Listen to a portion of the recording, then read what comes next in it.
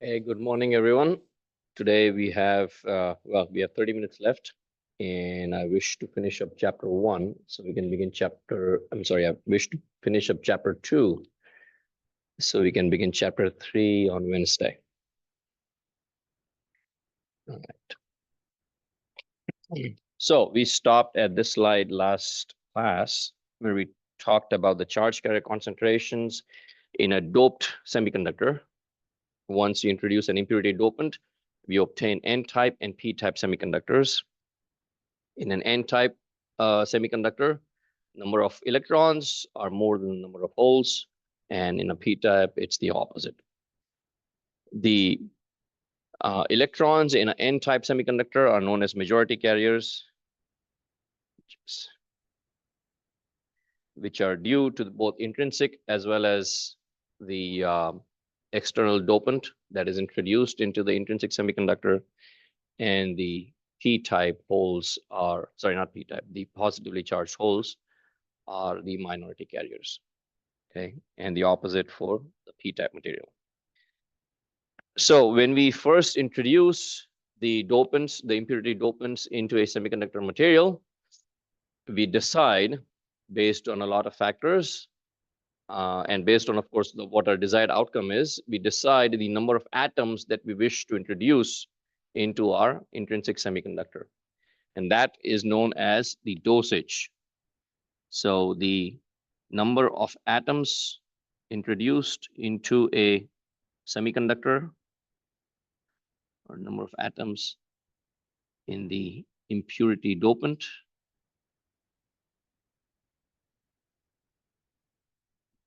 is known as the dosage. Okay. And it's typically specified in atoms per centimeter cube.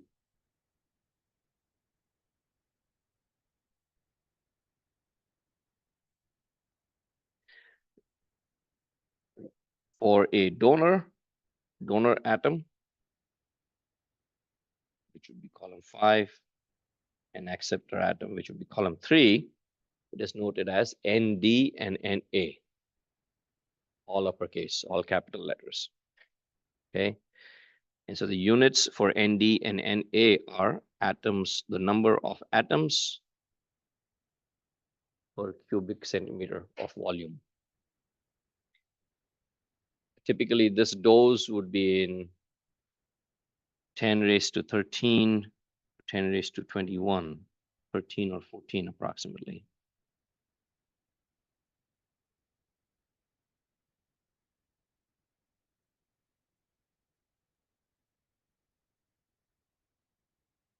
Atoms per centimeter cube. Depending on, of course, what the material is and what our desired outcome is, what kind of semiconductor, what kind of device we are trying to create. And so there are lots of variables that go into calculating this dosage. But if we wish to calculate the number of carriers after we introduce the impurity dopant, there are certain equations. First thing we assume is that the entire semiconductor is charge neutral. Remember, we introduce impurity dopants into our semiconductor, but when we introduce an impurity dopant, let's say it's a donor atom, it has 5 electrons. So it's donating 1 extra electron towards the conduction, right? But the 5 electrons are balanced with the 5 protons. So even though an electron is free to move around in the semiconductor lattice, there's a positive charge that balances out that electron. And so it's completely charge neutral. Make sense, right? And so if you have donor atoms and acceptor atoms inside the same semiconductor, whether ND or NA is 0 is irrelevant at this point.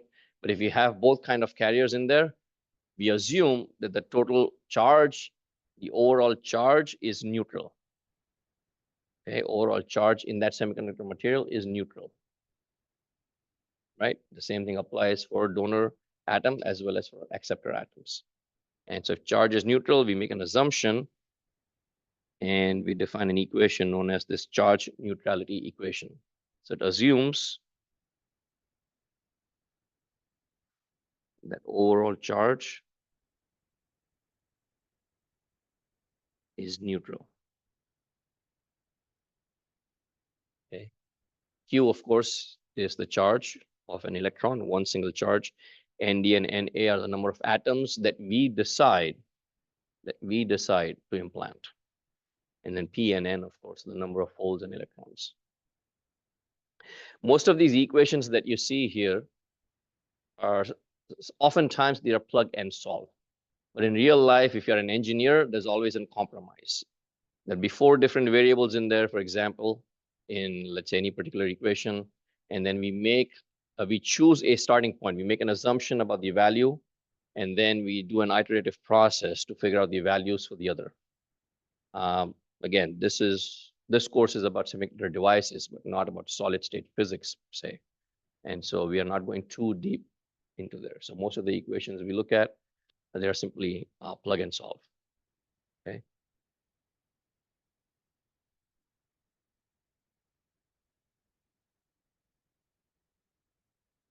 Okay.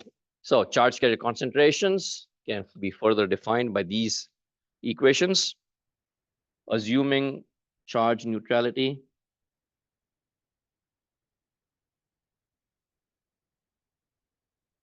in a piece of semiconductor,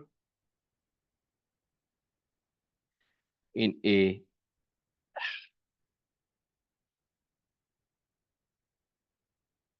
N-type material, we'd always have donor atoms. The dosage of donor atoms would be higher than the acceptor atoms. If it's a single N-type material, we perhaps not even have any acceptor atoms. In that case, Na would be equal to 0.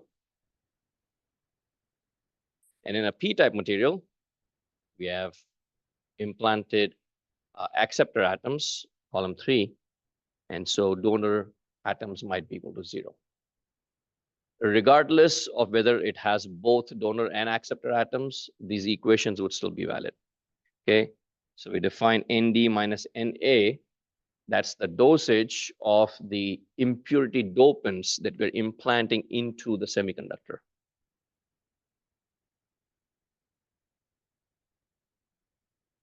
Okay, this is a standard quadratic equation that yeah.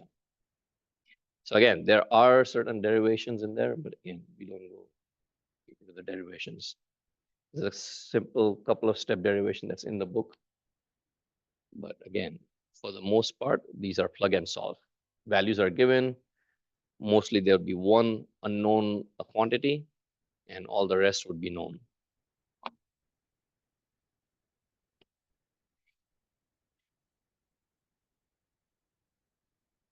All right, let's take a 10-second pause. Let me know if anyone has any questions.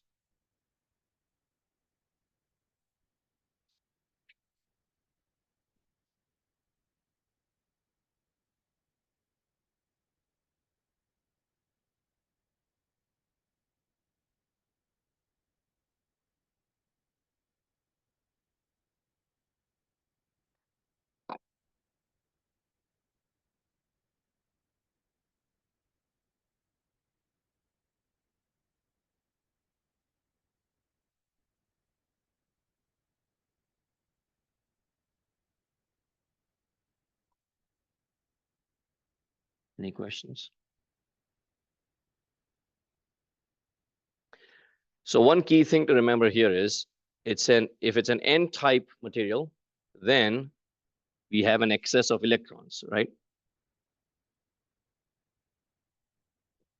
Electrons are the majority carriers, right? Electrons are the majority carriers. So those electrons are both from the external doping as well as the intrinsic behavior. The extrinsic doping, meaning external to that semiconductor, those electrons are implanted. So the number of those electrons that are present in that N-type material is regardless of temperature. Because the intrinsic electrons are dependent on the temperature. Okay, and the minority carriers, the holes in an N-type material, are again solely due to the intrinsic thermal generation. And so holes and electrons, again, going back to the same point, that the temperature, the thermal energy generates the intrinsic carriers.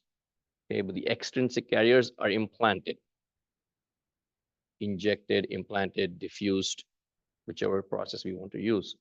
But they are, because they're externally implanted, they are present regardless of temperature.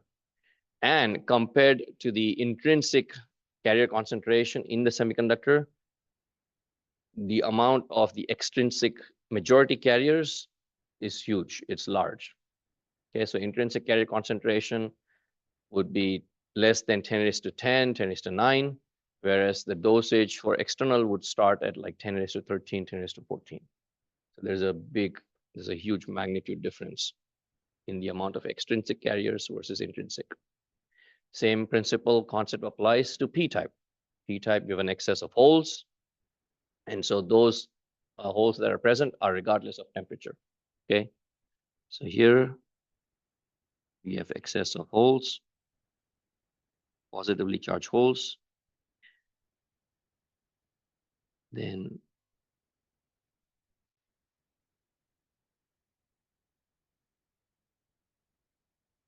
intrinsic carriers are dependent on temperature.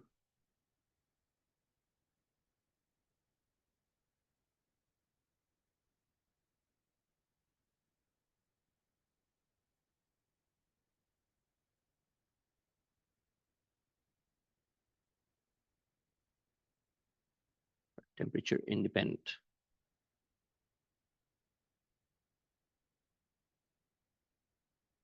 Okay. Yes. When I like build phosphorus or like boron, right? So like just will those not change at all? Like, In change what? with like of their properties of becoming a heat important. So let me understand the question. So the question being asked is, if we implant an external impurity dopant, would the intrinsic carrier concentration of phosphorus and boron change? We're saying that the extrinsic properties do not change the temperature. So there will be some improvement. So, okay, so the question being asked is, if you're talking about intrinsic semiconductors where the carriers are generated due to covalent bonds being broken due to temperature, wouldn't the same thing happen for an implanted material? And that is absolutely true. Yeah, it would happen, yes, but not enough to actually overcome the large amount of atoms you're introducing. So again, there would be, but be far less, far less. Make sense? Any other questions? Okay. No. Okay, so we talked about mobility in intrinsic semiconductors. So just a brief point about mobility in extrinsic semiconductors, where we add more atoms. Now, when we add atoms to a pure silicon wafer or pure semiconductor, when I use the word pure, the impurities are almost non-existent. In real life, there are impurities, but when they first process these, they are probably 99.99% purity levels. So the crystalline structure is periodic, right? You have a silicon atom or germanium atoms that are laid out in a repeating cycle. When you introduce external atoms in there, depending on the process that we are using, there's actually damage in there, plus the atoms, the external atoms are actually moving into that space, okay? So when you're moving into that space, there is a whole lot more atoms between those silicon atoms. So electrons are not as free to move around in the lattice structure anymore. I mean, they are free to move around, but to use a real life analogy, just there's a lot more people, there's a lot more traffic. Okay. So the speed at which you move and the places that you can move are now restricted. And so the electron and the whole mobility is now far less when compared to an intrinsic semiconductor, just because there's less amount of space. Okay. And you can see this direction to the right is the increasing impurity concentration. Okay. And the intrinsic sorry, not the impurity concentration, as I said, it start at 10 raised to 13, go all the way up to 10 raised to 20, 10 raised to 21, where the mobility just keeps decreasing and then approaches a limit right here.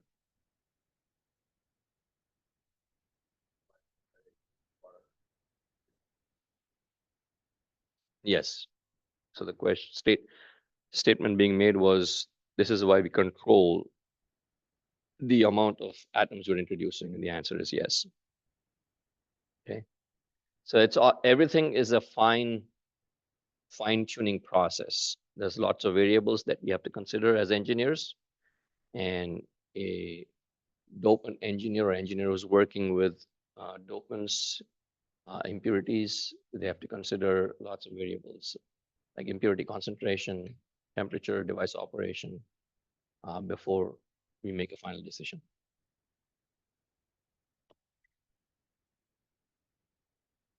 All right. So when we perform this implants, we would hope that is uniform, but of course that's not always the case. We're governed by laws of nature and laws of physics. It doesn't matter how much we try to control it, there will always be a gradient in the concentration of the atoms over a physical spot. Okay, so let's say we are trying to implant boron in a spot that is about 10 microns by 10 microns wide. Okay, even at that small size, there will be a gradient in the dopant concentration. And this gradient gives rise to a phenomenon that is known as diffusion current. Okay, they diffuse to balance out the concentration in response to the gradient. Okay, and like most things in life, it always goes from high to low. Okay, temperature always goes from high to low, pressure always goes from high pressure to low pressure. Similarly, the carriers will flow from or diffuse from higher concentration areas to lower concentration areas in an attempt to even out the concentration.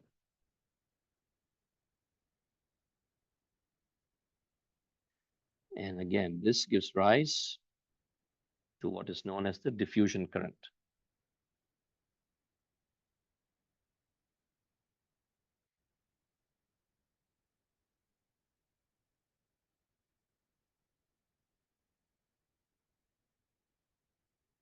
So in semiconductor devices like diodes, BJTs, bipolar junction transistors, the total current is a result of both the drift current and diffusion current.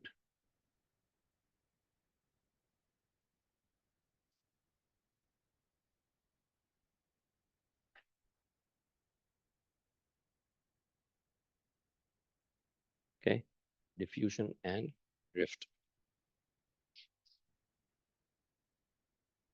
Again, it's the negative slope of the gradient. Higher gradient,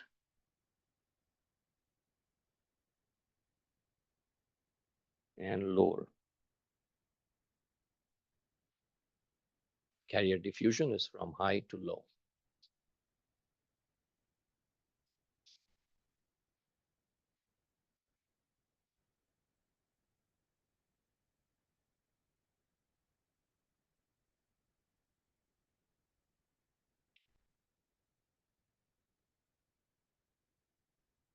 Okay. So I think we pretty much covered. There's one last concept.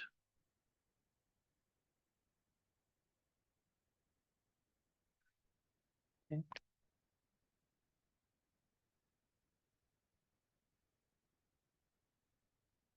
All right.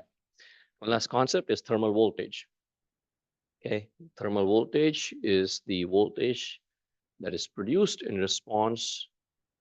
In general, you may have heard when you have two dissimilar metals with temperature, it gives rise to a voltage, right?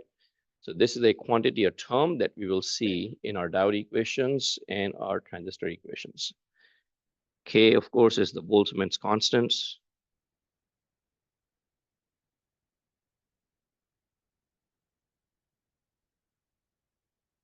T is the temperature in Kelvin. And Q is 1 unit charge. And Vt, lowercase v and uppercase t, is thermal voltage. Approximately 25.8 millivolts.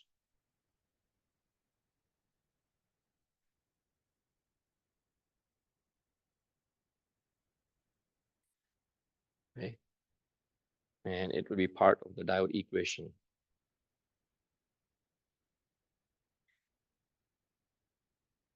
Yes. So is the thermal voltage a constant then for solving for this stuff, or is it something we solve?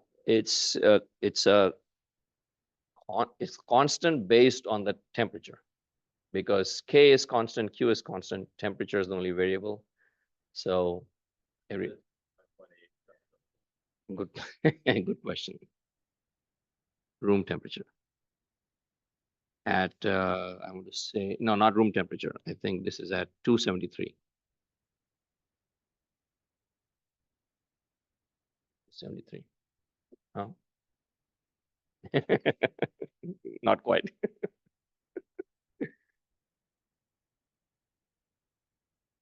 But we will see this. Huh? Yeah. Yeah. And that was that concept. And let's see how we're doing on time. 8 minutes left. Okay. So again, this chapter is all about introducing concepts, just skimming the surface of most of the concepts. So one of the concepts that we all should, electrical engineers should know, is about IC fabrication. So a few items here, just for show and tell. These are actual 8-inch silicon wafers that have been processed. Don't drop them. They're very brittle. I'm gonna pass these around. These are some of my class and research wafers. You can touch them, but don't try to take them out. Otherwise, they are very brittle, by the way. Like actual chips, they'll just break. So a slight shock, they will break. Anyway, what you see here is the top view. Okay. This is the top view of an integrated circuit. This is basically a device. These are simply contact pads. And all of semiconductor processing is always done from the top down. We have sometimes MEMS where we actually do from the bottom up, but it's usually top down. Top down in the sense we are working with silicon wafers, as you see here. These are 4-inch wafers and 8-inch wafers. And we are typically, if this is the cross section, the side view, typically devices are built right on the top, not even the 1%, less than 1% of the surface. So it's mostly two-dimensional. I've seen printed circuit boards, right? Printed circuit boards are almost completely flat, except for some components like sticking up in the Z direction. But most of it is almost flat. And so ICs and even more integrated circuits are even more extreme version of printed circuit boards, to use the simplest analogy. You use only the top, I want to say less than 1%. The 4-inch wafers are about 500 microns thick, which is about 0.5 millimeters thick. Okay, it's not even 1 millimeter, so 500 microns. And with a 500 micron wafer, we would barely use like 0.5 microns of the top surface to create our devices. So it's very, very thin layer at the top. Okay. So this here again is a top view design. This is an actual device. This is an SEM image of an actual device. SEM is scanning electron microscopes. You may or may not have heard of those. But again, these are top view devices. Okay. And when we look at fabrication, we typically look at a cross section of the device. So this is what I'm going to show you in the next couple of slides. Okay, we are cutting through these two features, and we always use the side view when we describe fabrication steps. So it borrows a lot from photolithography and photography. You know how in a dark room, you might have seen either videos or images where photographers are inside a very dark space and they are developing prints by using a piece of paper and some sort of liquid and then hanging them out to dry. Anyone or yeah, there's a reason. Is because the paper is light sensitive. Okay, so when you expose it to light, there are chemicals in the paper, depending on the film, they would change their properties. And then that liquid that you see is a developing chemical, and we insert that paper, soak that paper, photo paper in that chemical, and then you see that fine print. Obviously, nowadays it's just actual printers that we use. But photolithography that we perform for IC fabrication is exactly that. We expose our wafers to UV light, ultraviolet light, and then we develop them in chemicals. And the print that is there in our mass is transferred onto our wafers. So here's how it works. If we have a wafer and we are trying to create, let's say we're trying to, this is our P-type silicon right here. I'll mark this in red, okay? Now the wafer itself is N-type. So when you buy wafers, if you look at there's a specification on top of the wafer. It'll tell you it's 100 N-type silicon wafer, 100 millimeters. So there's a background concentration of dopants already present when it comes from the factory. Okay, so it's an N-type wafer. So the background is known as the background concentration, and that's what it's showing you here.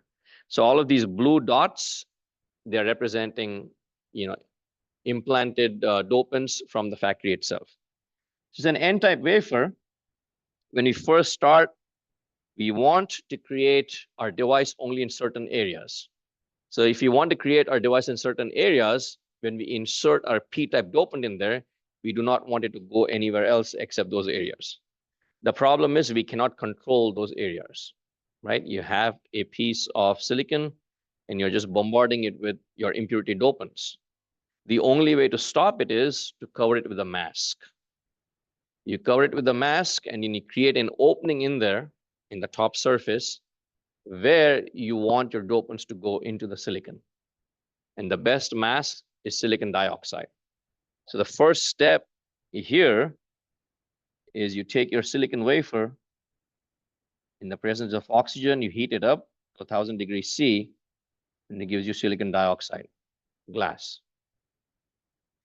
And depending on how deep you want your implants to go, you have to make sure that our oxide is, well, the thickness of the oxide depends on that. Anyway, see, man, I went too long. All right, so SiO2, then comes the darkroom thing I was talking about. We cover it with a photoresist material, and that photoresist material is exposed to ultraviolet light. That ultraviolet light pattern allows us to create an opening in our silicon wafer, which is right here. So this is open. And now we implant our acceptor atoms in there. The acceptor atoms would go here, here, here, here, here in the photoresist and the oxide. Oh, actually, it's right here. This is the opening. And then create the implant. It goes in there. And now these are free to go into the silicon. So the mask protects it from the impurity dopants, except in the places where we want it to go. This is the side view. If you go into this view, the top view, this is the area that is open. Everywhere else is covered, only for that step.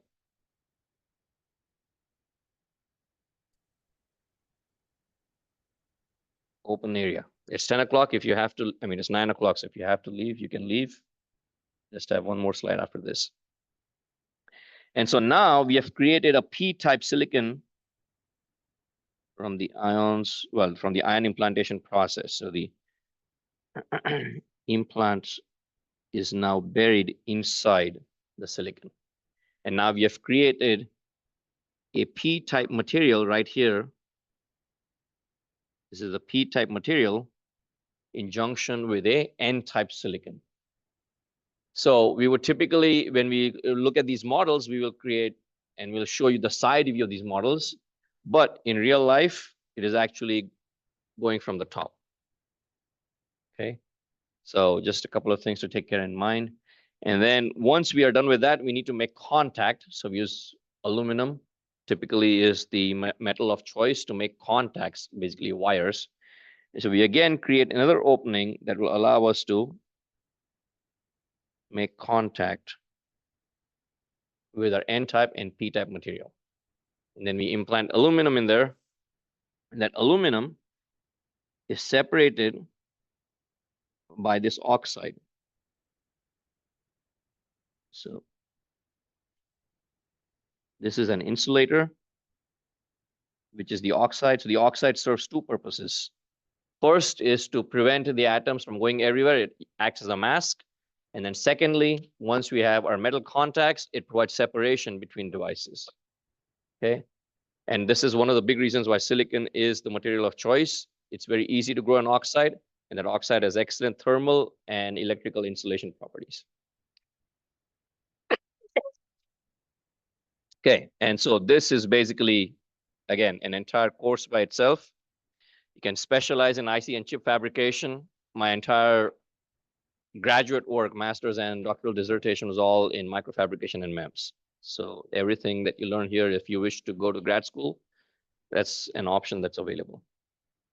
All right, so we will end here today with chapter 2, and then we'll begin chapter 3 on Wednesday. Yes.